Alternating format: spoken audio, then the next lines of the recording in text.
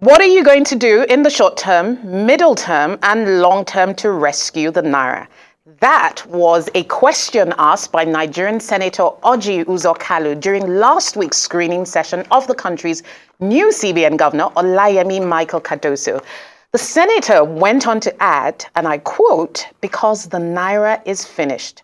Well, strong words there from the senator, but perhaps expressing the frustration of many across Nigeria.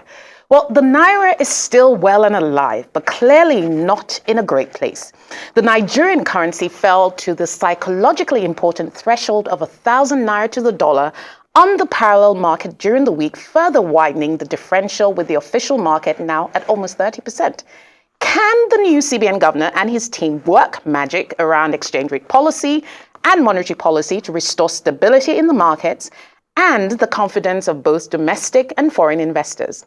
Well, I'm joined now by familiar faces here on Arise News, Dr. Muda Yusuf, who is the director of the Center for the Promotion of Private Enterprise and former DG of the Lagos Chamber of Commerce and Industry, as well as Steve Osho, managing director at Commercio Partner Capitals Limited. Good morning, gentlemen, and welcome to Business Week. Good morning, Rolake. Good morning, Rolake. Pleasure to be here. Thank you. Great to have you. So my first question, I'll start with you, Dr. Muda Yusuf, is what is contributing to this continued rapid decline in the value of the Naira in the past week to more than 1,000 Naira to the dollar? Official rate, as at Thursday at least, was at 785. What is causing this rapid decline? Generally, let me say that we need to manage expectations because the situation is really quite bad. And once there is a collapse of confidence, it's not easy to restore.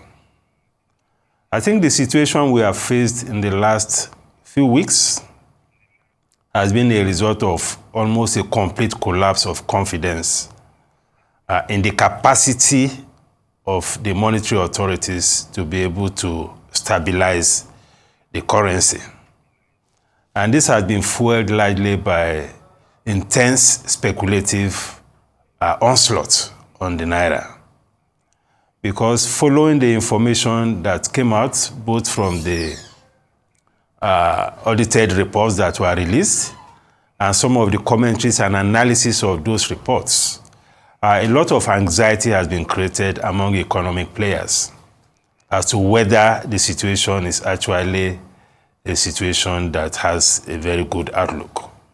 And evidently, anybody who analyzes all these numbers will come to the conclusion that the outlook is not very good at all. And once you have that kind of outlook, of course, expectations drive business decisions. So the outlook is something that has fueled expectations of further decline in the Naira. And that has further exacerbated the demand and the pressure, and of course, the slide that we have seen. Secondly, evidently, the CBN has not been able to intervene in the market as we used to have under the previous administration. In 2022, the total intervention by the CBN was about $17 billion. Averagely, that's a monthly average of about $1.4 billion per month. If you look at what the CBN has been able to do, although we don't have much data on the table, but it's evidently far less than that. So if the capacity of the CBN to intervene, and CBN is actually the main supplier in the market, then, it's a no-brainer. So what we are saying is to be expected. So the challenge now is how to restore confidence. And I know that once confidence is broken, it's not easy to restore. So basically, I think it's a question of capacity to intervene by the CBN and the challenge of, collapse of confidence in the foreign exchange market. Yeah. Thank you very much for sharing those initial insights, Dr. Muda Yusuf. Mr. Steve Osho, he refers to an intensive speculative onslaught. And I guess in view of that particular commentary, what do you think can be done to stabilize the currency immediately versus in the long term? Clearly, that speculative onslaught is going to be one of the key areas of target. But what are your thoughts? Okay, I think Dr. Muda touched on a lot of issues that has caused the current situation that we find ourselves. But going forward, because we have to find a way and solutions about this problem. I think I've said this on this program before, and I'm sure that if you listen to the new CBN governor, he actually touched on that too, because when their question was asked about what is the immediate solution to medium to long-term solution, he actually touched on that. I think we're the crossroad where we need to actually, go into critical thinking and how to solve this problem. For me, there are a lot of things that we have to put in place for us to be able to attract the flows that we need in the market. If you remember some years back, maybe in the past 15 to 20 years, the major supply of liquidity or FX into the market then were from, NNPC, oil majors mostly, and some diaspora money. But right now, if you look at that, most of those flows actually don't come to the interbank market again. They go to CBN, right? And apart from the fact that they go to CBN, the volume that we actually notice that come to the market from then has actually reduced significantly. And you can allude that to the issues that we have when it comes to oil theft and the production. So we've not been able to produce as much as we need to produce. So in terms of oil receipt that we should get, we're not getting as much, even despite the fact that we've seen, increase in the oil price. So that's one side we have to look at. Another thing we have to look at is how to attract both the FDI and FPI. For now, there are a lot of issues where anyone coming, into the sector as a foreign direct investors will look at and say, what are the things that I have to look at for me to be able to come in? Security is one thing, and government policies and trust is actually another thing they have to look at, and that's stability in government. Those are the areas that we have to address. That will boil down to mostly on fiscal policies, but in alliance with monetary policy authority. But at the same time, when you are looking at FPI, the major challenge that they have right now is that transparency that is not in the market and the anxiety that has been created over time based on the fact that there's no liquidity. Because the first question they will ask is, if I come in today, what is the possibility that I'll be able to get my money? And for me, I think that's the low-hanging fruit that we need to be able to niche into for now. Another challenge that we have there is we've seen an increase in interest rates across the global market space. The Fed rates has been talking about increasing rate and hike again even before the end of the year. So you've seen Fed rates and rate in T-bills for 10-year notes going as high as 5%, 6% in the international market. So the possibility is that you are going to have a lot of foreign portfolio investors coming to Nigeria market at your single-digit treasury bills rate. It's going to be very tight and not easy. So we have to look at that mechanism of what can we do? Our yield attractive enough for us to attract for foreign portfolio investment. So those are the areas that I think they are low-hanging fruit that we need to look at while we actually solve all the other immediate to long-term solutions in terms of fiscal harmonization with the monetary policy authority. Yeah, you make some very good points there, Mr. Osho. And, one of the points you mentioned upfront was the stakeholders who actually have large amounts, who have sources of dollars, who have to sell most of that to the CBN, such as oil company, international oil companies. So I wanted to ask you, Dr. Yusuf, do you think it's high time that perhaps the CBN, the government, the finance minister has a constructive discussion and dialogue with those stakeholders, investors in the Nigerian economy, oil companies, the oil and gas sector, one of the main sources of dollar revenues, about how they can contribute more holistically to its bid to inject more liquidity into the market? Because this issue, we've been skirting around it for a while. What are your thoughts on such an approach? Well, I think we need to address the fundamentals. Because you are dealing with investors, you are dealing with business people. And unless you address the fundamentals, moral suasion and all of that may not yield much result. I believe that first we must come to the realization that we cannot transit as quickly as we had expected into a single, converged currency. I mean, I'm talking of the speed of convergence between the R&E window and the parallel market window or the autonomous window. That is very clear to us now. And it will be extremely difficult at this point to insist that all the remittances that will have to come into this economy should come in at the R&E window rate. That will not be realistic, unless we just want to live in denial. So in the light of that, I think we need to be a lot more pragmatic. We need to create an autonomous window, possibly in the banking system, where the currency can trade freely at whatever the market rate is, so that these inflows can come in unencumbered. Because with the divergence that we are seeing now between the official rate and the parallel market rate, there's now an emerging market suppression. Because if the CBN is insisting that all inflows have to come at R&E window rate, that is suppressing the market.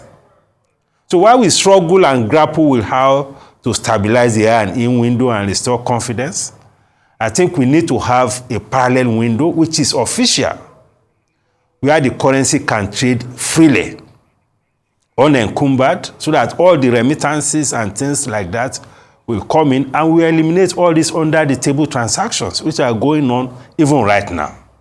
Because we need to be pragmatic, we need to face the reality.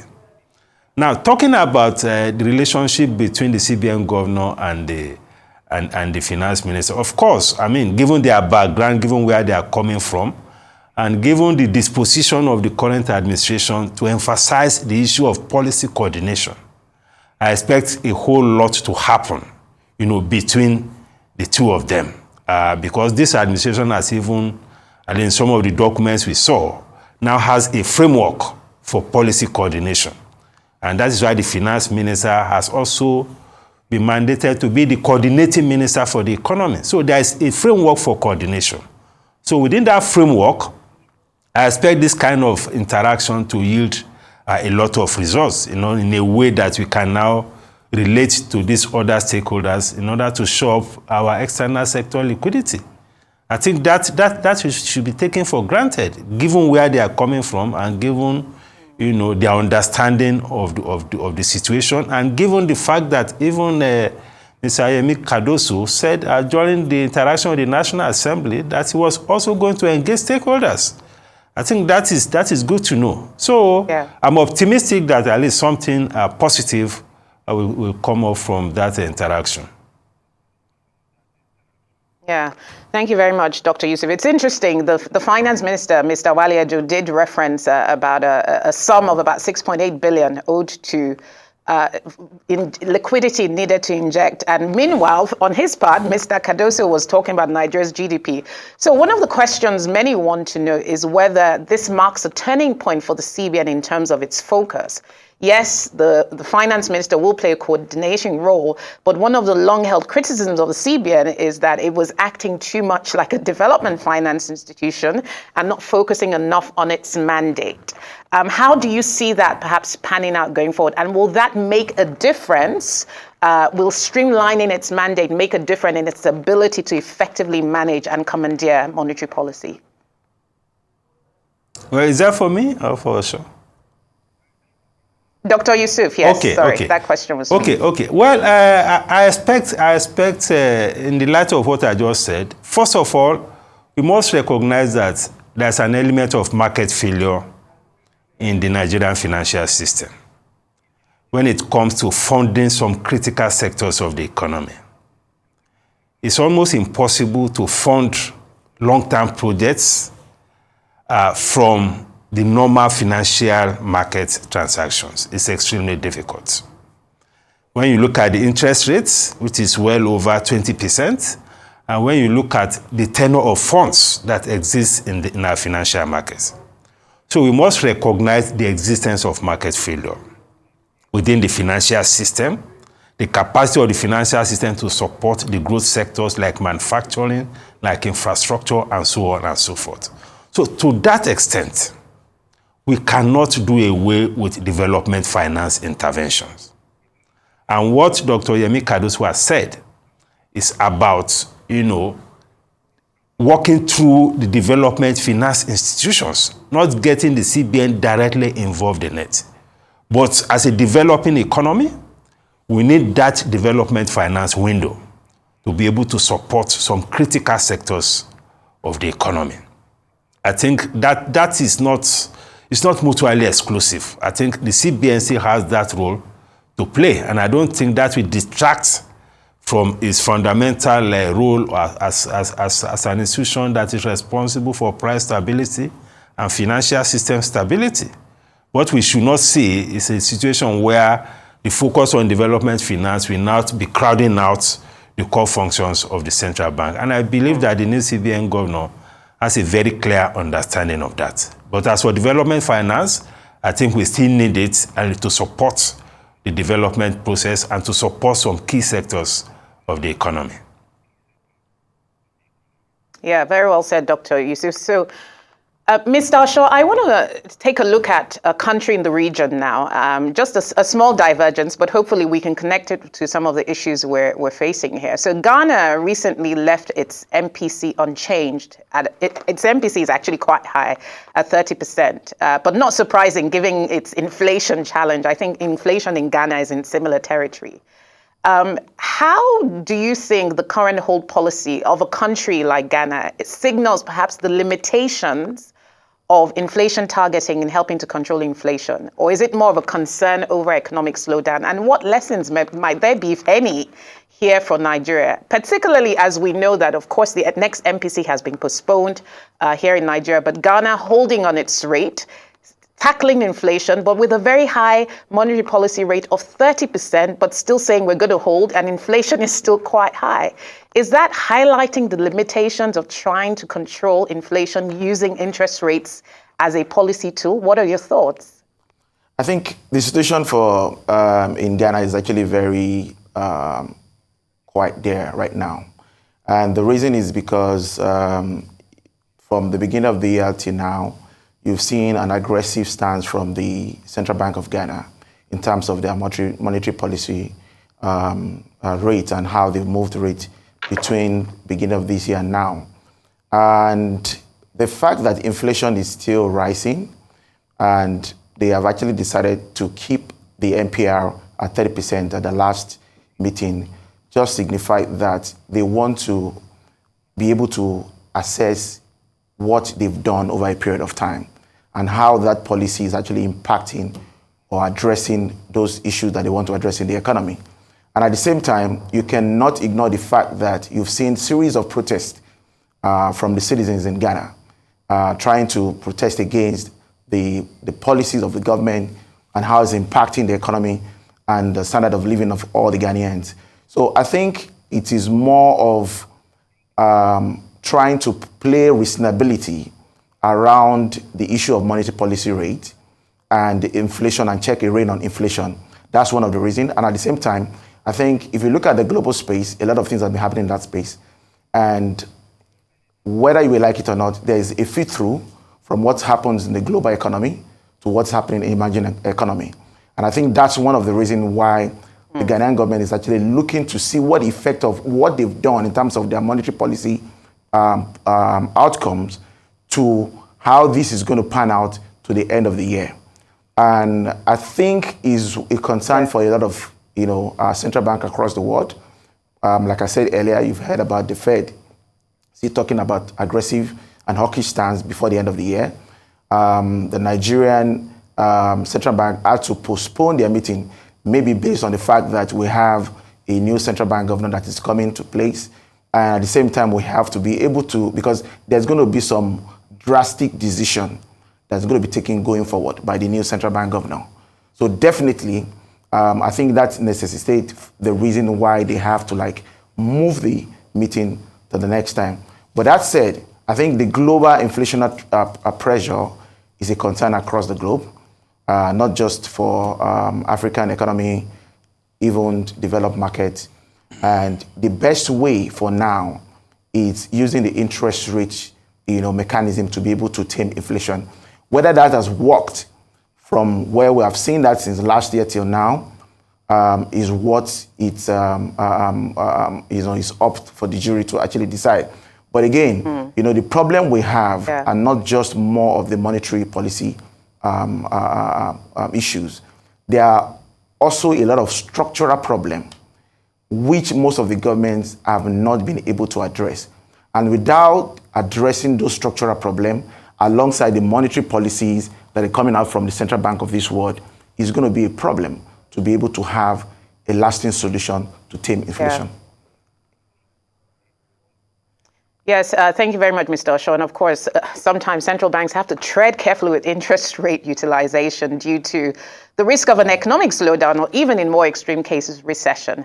But Dr. Yusuf, as we come to the end of the show, I wanted to give you the very last, but hopefully very brief word. Mr. Cardoso had commented during his Senate hearing on his appointment on a $1 trillion GDP economy. It sounds like a lofty goal, lofty ambition, given where we are now. But can you just give us the one thing in your mind that will be a game changer for Nigeria to at least get a bit closer to that mark over the next couple of years? Well, it's all about confidence of investors. Once we're able to gain investors' confidence, then we'll be there. He's talked about $1 trillion target over 8 years. It's achievable. We have the fundamentals to support that. We have the entrepreneurs to support that. And if we're able to, work more effectively and more aggressively on stabilizing the macroeconomic environment and deal with some of these structural issues, I'm sure that we'll be able to get there. Some reforms have already started. More reforms will follow. We have seen what is happening with the NMPC and all of that. Those things could be major game changers. But what is important is to have the kind of team that we have and to see their commitment to stabilizing the macroeconomic environment and inspiring more confidence in investors, both domestic and foreign. I think with that, we should be able to achieve that. Thank you very much on ending on quite a positive note. And of course, whatever growth Nigeria experiences has to be inclusive. We wish all these stakeholders the very best going forward. Thank you very much, Dr. Muda Yusuf and Mr. Steve Osho, joining me from the Lagos Arise studio. It's great to have you on the show. Thank you very much. Well, that's it. That's all I have time for. Thank you.